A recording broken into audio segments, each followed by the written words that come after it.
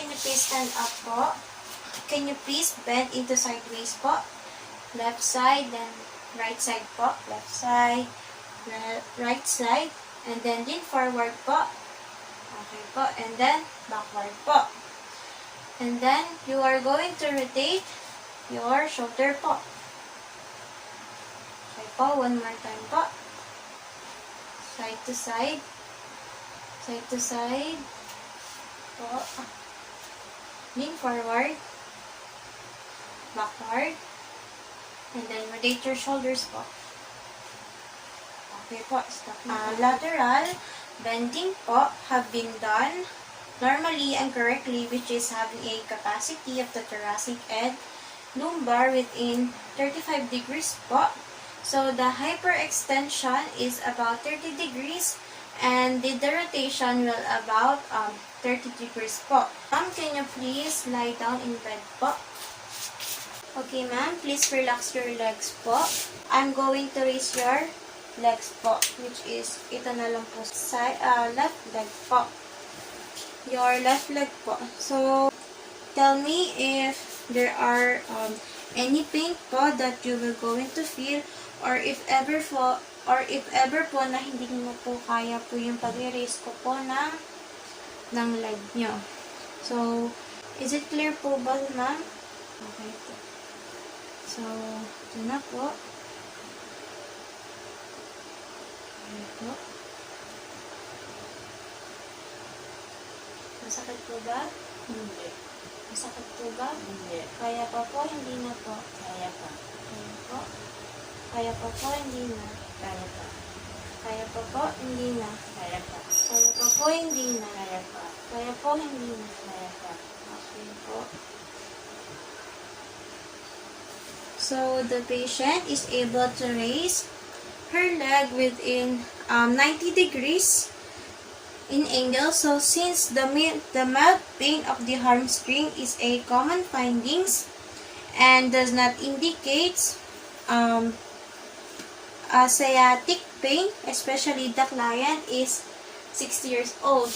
But, since po kahit 60 years old kayo, napaka-flexible po ng legs nyo. Okay po. So, I'm now going to proceed po to your other leg po, which is the right leg po. So, like what I've been said a while ago, if masakit na po or you have been feeling po while I'm raising up your leg po, then you are going to inform me po. Is that okay with you po? Okay. Okay po? Okay po po ba or hindi na po? Masakit na po ba? Hindi pa. Hindi na. Okay na po? Hindi na po kaya? Kaya pa. Okay na po? Kaya pa. Kaya pa. So, the both of the legs are having a equal measurements po. So, it were having a flexibility po. So, now, we are now going to proceed po in inspection and palpation, your shoulders, your arms, and your elbows. So, ma'am, can you please sit po in this chair po. So, ma'am, I'm going to inspect and palpate your shoulders and arms later on. So, I'm going to palpate for the tenderness if there are any swelling or changes of temperature such as heat po. So, anteriorly, palpate the clavicle. Clavicle, ito po siya.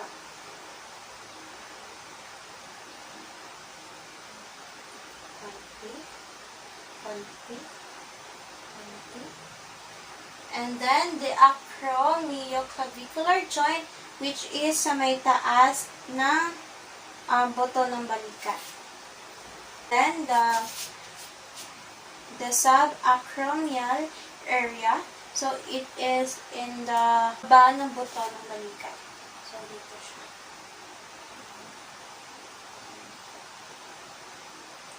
And then, the biceps. Biceps na.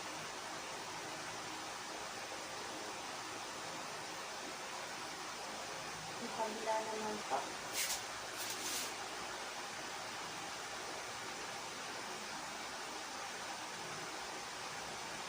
Okay Okay po. And then the coracoid area. So, ibaba ng clavicle po.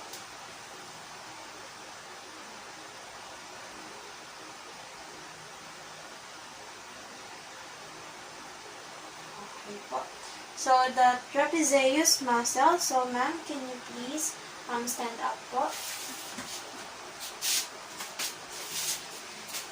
So, I'm going to, can you please stand? So, I will not going to remove your shirt. So, I'm going to, papasok ko na lang po yung kamay ko.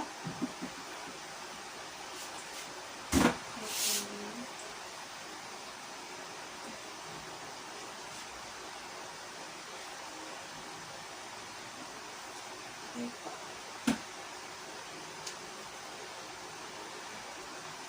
And then, I'm now going to proceed po for palpating your scapula. Is it painful po ba? Hindi.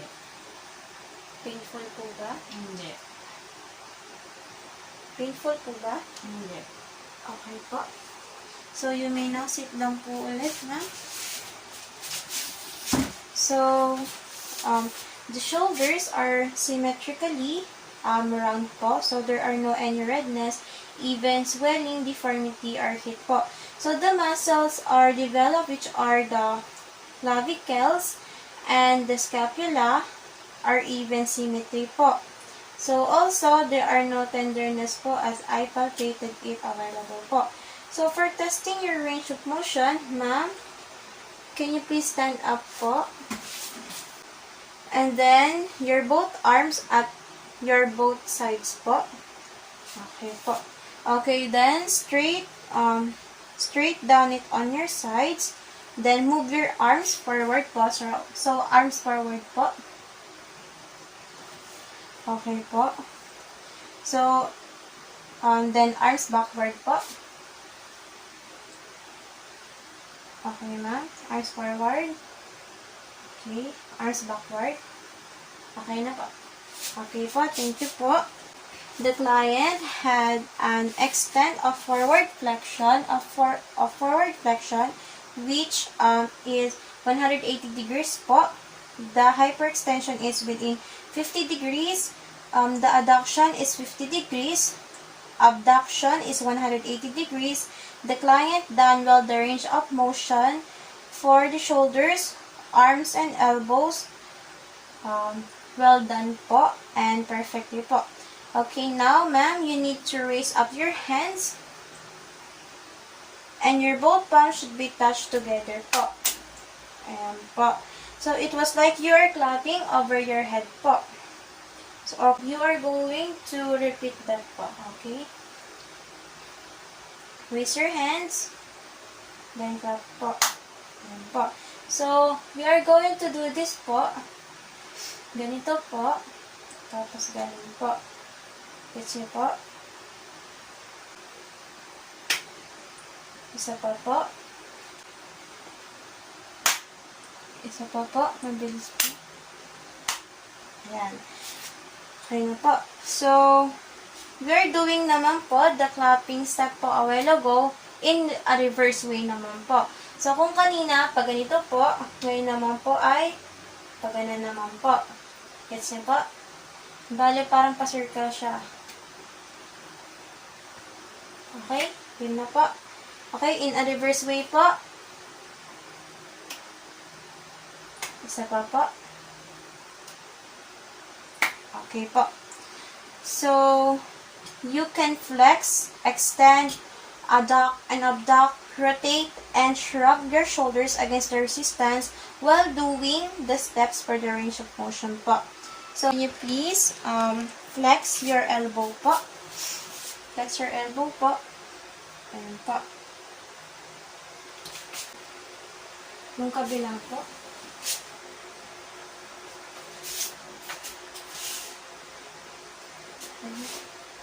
Okay po. Thank you po.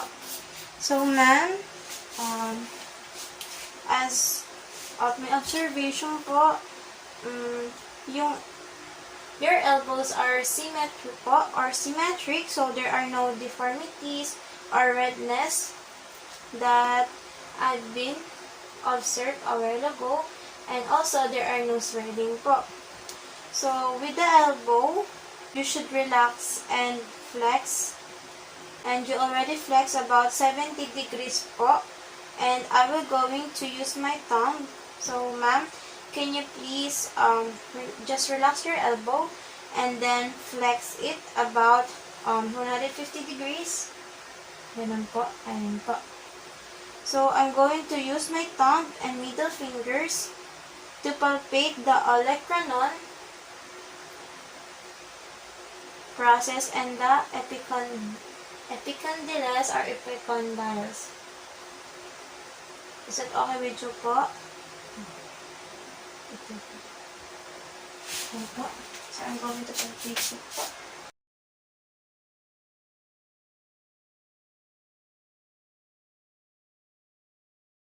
It is not tender and it has no or without nodules po. So ma'am, can you please put your hands into your lap, and then you're going to flex naman po your palm. So babaliktarin nyo lang po. So you are going to do it alternately po. So kaya po ba? 1, 2, okay po, ulitin lang po natin ha. So, una muna po ay mabagal hanggang sa pabilis na po ng pabilis. Okay po? Start na po tayo. Okay, game po. 1.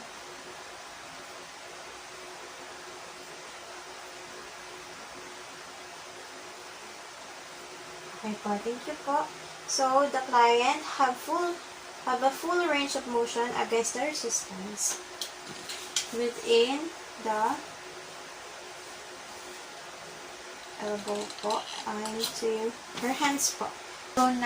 So ma'am, we are now proceeding for assessing your wrist. So my observation a while ago, while I'm observing your wrist, the both of your wrists are symmetric. There are no any redness and there are no any swelling. So they are non-tender and it was free from nodules. So I'm going to palpate the anatomic snuff box. Thank you. So there are no tenderness have been palpated in the anatomic snuff box. So okay ma'am, can you please bend your wrist downward and then backward, like this, downward, then backward, downward, then backward. Okay, you may start downward, upward. Okay, you may like this, okay, downward, upward, downward, upward. Okay, you already have done to that. So, okay ma'am, next will be you need to have a arm sideward. So, you can face here po. Arm sideward po. Ayan. So, you need to arm sideward po. First is your right hand po muna. Next is your left hand. So, close your fist po. So, bali po, ang gagawin niyo po dyan ay left hand po na po. So, ibababa niyo na muna po yung right hand niyo. So, ito na po. So, ganito po yung gagawin ko. Close your fist po. And then, hahawakan ko po yung left hand nyo. Ayan. So, hawakan ko po yung wrist nyo. Then, ipapatong ko po yung isa kong kamay, which is dito, na para magiging wall po siya. When you alisin po yung pagkaka-clench po ng kamay nyo, so, yan po. Kailangan nyo po i-ano po tong kamay nyo, upward and downward po. Yan po. So, yun po yung magiging way para po malabanan nyo yung force na binibigay ko sa kamay ko na parang nagiging wall po siya sa kamay nyo. So, do you understand po what I've been said po a while ago? Okay. Arm sideward. Close your fist.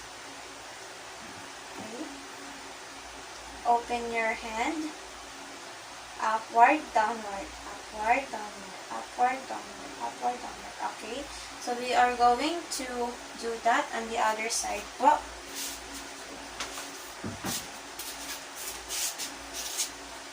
Sideward. Close your fist. Open your hand.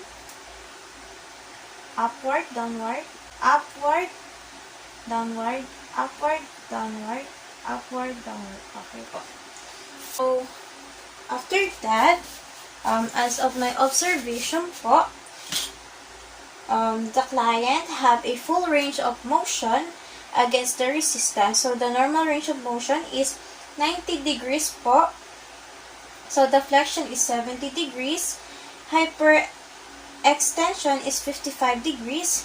The ulnar deviation is 20 degrees and a radial deviation. So, now we are now proceeding for the test for the carpal tunnel syndrome. So, ma'am, can you please, pagtatagpuin niyo po yung back of your hand po. So, you need po na, pagtagpuin po yung likod ng kamay. Dapat maayos pa rin yung pag-reflex po ng wrist. O kaya po ng elbow. So, diyan po. So, kailangan mo po itong gawin within 60 seconds. Okay, ma'am, you may start. Put down your hands po. So, ma'am, may naramdaman po ba kayong masakit habang ginagawa niyo po yung kanina po? Okay po.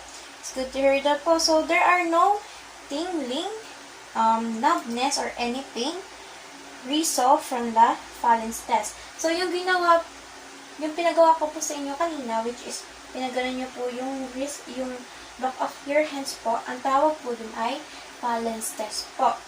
We are now proceeding for the hands and fingers. So, for the inspection po and palpation for the hands and fingers, inspect the size, the shape, and the symmetry. If it is swelling or what is color, then palpate the distal and the proximally, noting the tenderness, if there is any swelling, the bony prominences, if there are any nodules or crepitus in each interphalangeal joints. I need to squeeze the hands from each side po. Sakit po ba? Hindi. Sakit po ba? Hindi. Sakit po ba? Hindi. Sakit po ba? Hindi. Sakit po ba? Hindi. Sakit po ba? Hindi. Hindi. Hindi. Hindi. Hindi. Hindi. Sakit po? Hindi.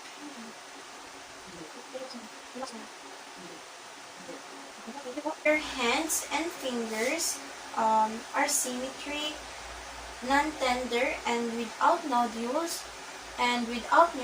po. Aging skin of the hands, fingers lie in straight line, and there are no swelling or any deformities po. Okay, ma'am, to test your range of motion, can you please spread your fingers apart? So, this will going to be abduction. So, something like this. Ayan po. Wait lang. Do it on the other side po.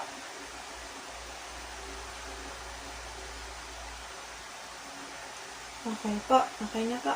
So, you already bend your fingers a while ago. So, can you please use your thumb and touch it to your each fingers and do the same thing in the other hand. So, dito po, kailangan nyo po na itong thumb nyo ay didikit nyo po sa bawat finger nyo. So, try nyo nga muna po. Sunod-sunod po. Hanggang sa pabilis ng pabilis po. Kaya po ba? Kaya? Okay. Testing nyo naman po sa kabilang kamay po.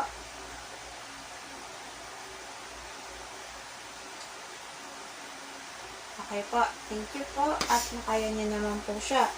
So, the client normally has a full range of motion against the resistance and do all of those things correctly.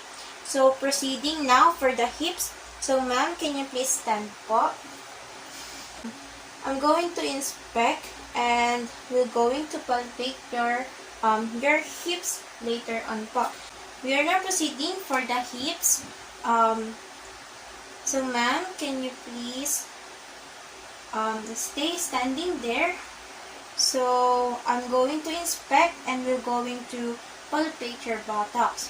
So, is it okay with you po, ma'am? Oo. Okay po. So, inspect. And then, palpate po.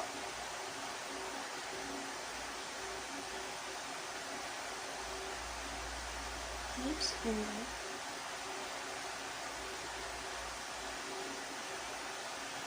Okay po. Okay, so the buttocks are equally sized po. So, the hips are stable, non-tender, and without any crepitus po. Can you please lie down in bed na po ulit? Going to extend your leg po. So, going to flex the knee cup, the knee up the chest while keeping the other leg extended. So, ibig sabihin po ay itataas ko po siya. Tapos, hahawakan ko po siya. Tapos, nakaganan po. While yung other leg niya po ay naka-flex lang pong ganan or naka-stretch pong ganan. So, ma'am, is there any pain you've been feeling po? Okay po. And the other, and the other leg po. So, okay ma'am, when I lift this, your legs, you have a force to take it down po. So, on the other side, ganun din naman po yung nangyari. Kailangan nyo pong i-open siya. I-open nyo po siya. Ayan po. So, ang kailangan nyo po dito is, you are going to make sure that your legs are far apart from each other. Which is, kailangan po magkalayo sila. So, bali, ang gagawin ko po ay, pagtatagupin ko po sila, pero dapat pipigilan nyo yung force na ginagawa ko. Nagigets nyo po ba yung sinabi ko? Okay po. Okay. So, the legs are still remaining straight and equal size. So, for the knees naman po, can you please sit in the chair naman po ulit?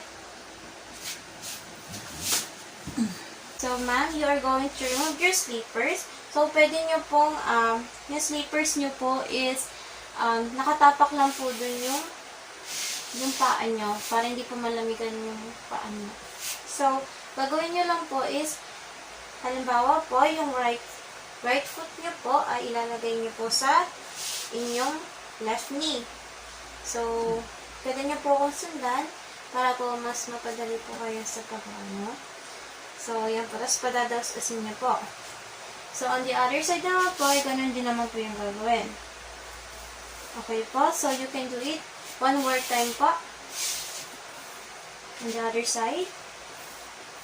Ayan. Okay naman po. So, you've been, nagawa niyo po siya ng maayos. So, I'm going to palpate naman po your knee. So,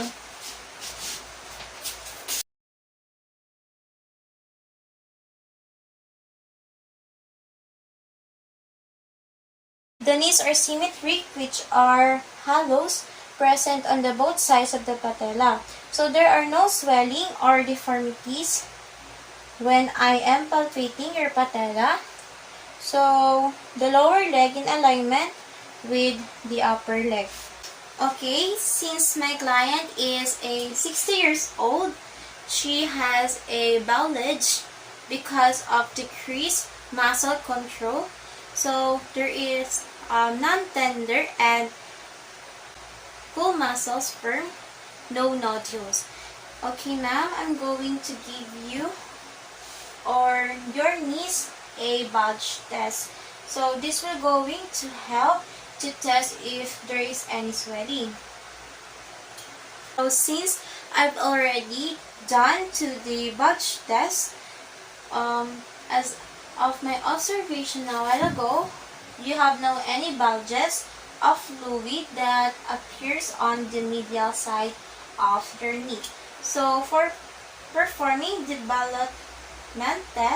performing development test to detect large amounts of fluids in the knee, I'm already done in that test. So there are no any movement of patella noted, and the patella rests firmly over the femur. So for the range of motion for the knee, it was already done. So it has a fully and normal range of motion of the knee. So next would be for testing the pain and injury. Okay, ma'am, I'm going now to test the pain or injury to your knee. Okay, ma'am. Okay, ma'am, can you please flex your knee po?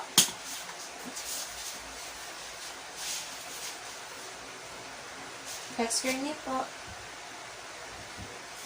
Okay. So, I'm going to place my thumb and index finger po.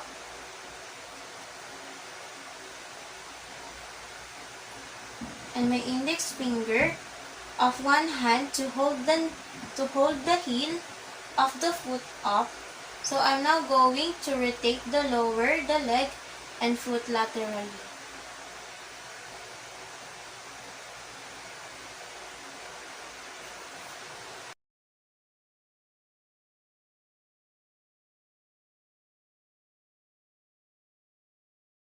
It was noted there that you have no any pain had been clicking. So it was noted that there are no any pain you've been felt or no pain clicking noted po. So now, ma'am, we are now proceeding for assessing your ankles and foot po. So next will be for the ankles and foot inspection and palpation po. So as I observed a while ago, so next will be for the ankles and foot inspection and palpation. So as I observed a while ago po, we are already done from this. So the findings are your toes are usually point forward and lie flat. So in alignment with the lower leg of the toes and feet. So the skin is smooth and free from corns and calluses. So you have no any calluses into your talampakan po. Assess the metatarsophalangeal or metatarsophalangeal joints by squeezing the foot from each side with your thumb and fingers po. So I'm going to palpate each metatarsal.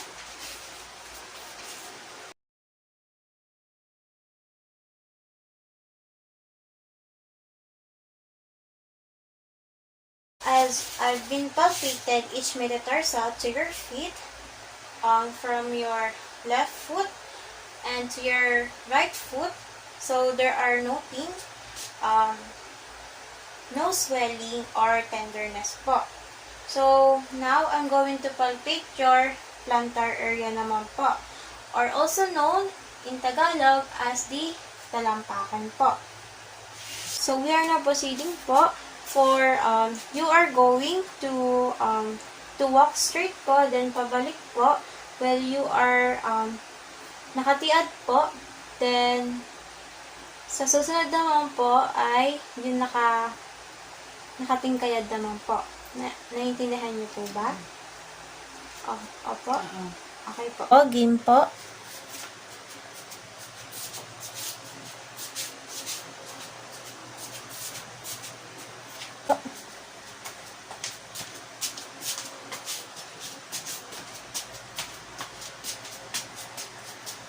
After that naman po ay pwede po ba kayo maglakad po yung as in normal na lakad lang po.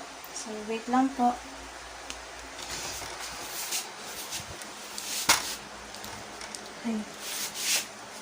Okay. Pabalik po. Okay po. You do it well and fully range of motion by doing all of those things. So, ma'am, we are now done for the physical assessment from the breast up to the musculoskeletal system, which is the last assessment that I've been asked on you to do. So, I'm glad po na marami po kayong normal findings, which is good for you po, since kahit po kayo ay 60 years old na, ay flexible pa rin po yung katawan nyo. So, ingat po kayo, and have a nice day po. Thank you po. Thank you din.